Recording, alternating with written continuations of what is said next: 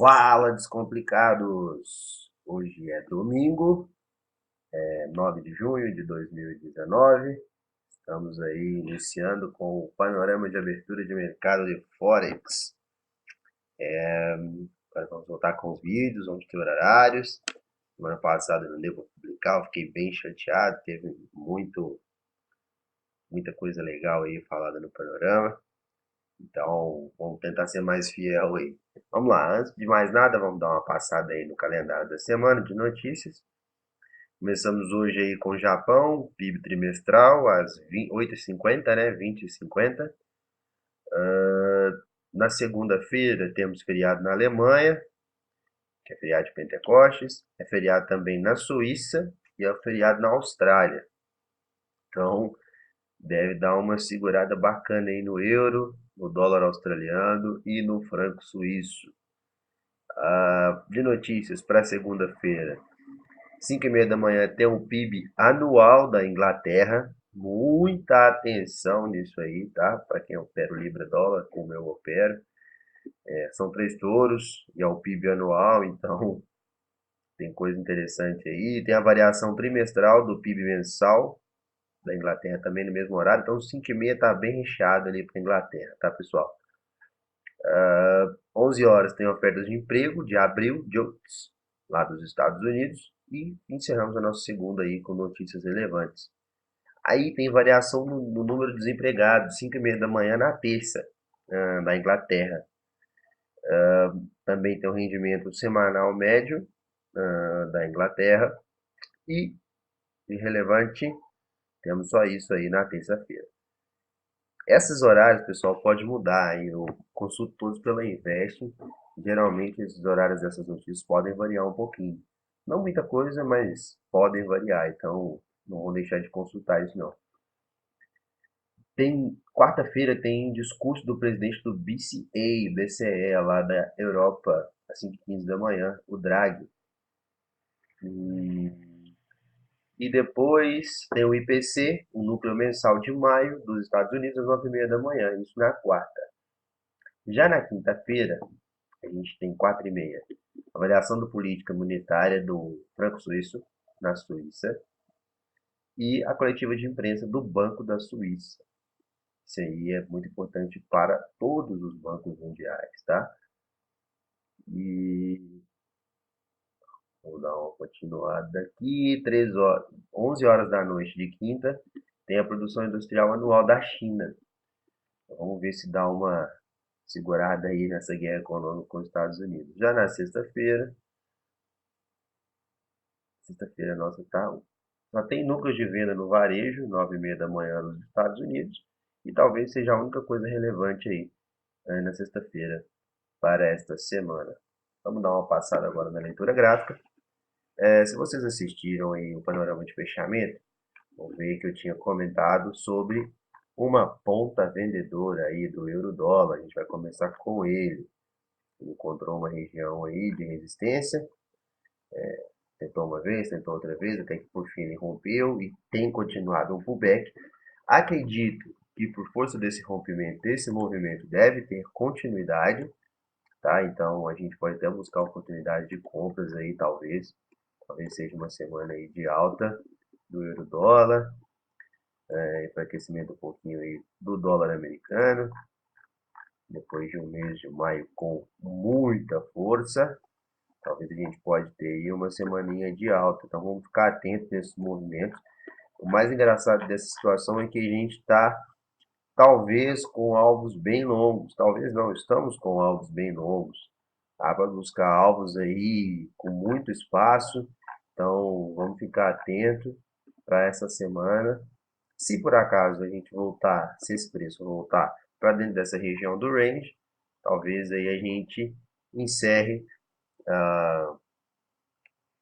esse momento de alta, mas acredito sim aí no momento de alta, apesar desse rompimento, teve um acúmulo, teve pressão, tá, na compra. Vocês podem ver que aqui a gente tinha um suportezinho, tinha muita zona de interesse comprador, ele trabalhou bem. Reparem que era uma zona de interesse comprador com certo histórico, vindo lá de abril. Se a gente puxar no histórico, tem mais interesse comprador nessa região.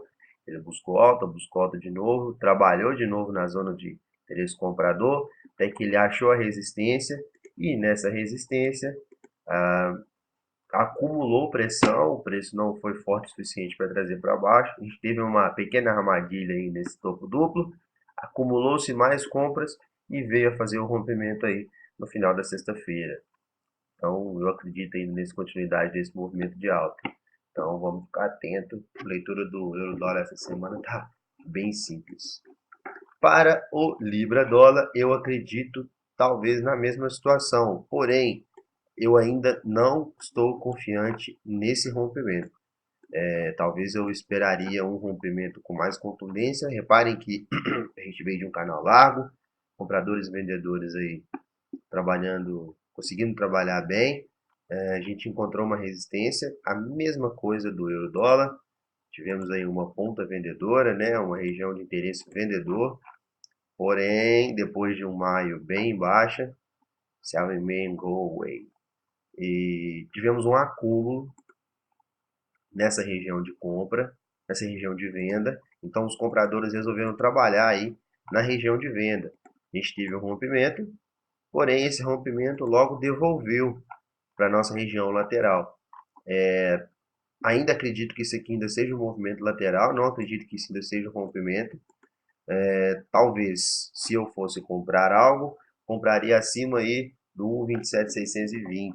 Por enquanto, eu ainda acredito no movimento lateral. Se for um movimento lateral, a gente trabalhar aí as zonas de compra e as zonas de venda dentro do movimento lateral. Buy low, sell high and scalps. Dividam os terços e trabalhe a consolidação, tá, pessoal? Pessoal, tem muita gente que se machuca muito por procurar tendência onde não tem. A gente tem aí a ponta de venda, a ponta de compra, perdão, pessoal, falei errado. É a ponta de compra. Peraí que meu mouse subiu aqui só um minuto. É a ponta de compra e a ponta de venda e a zona morta. É simples trabalhar a lateralidade, não pode ficar procurando rompimentos ou procurando tendências aonde não tem.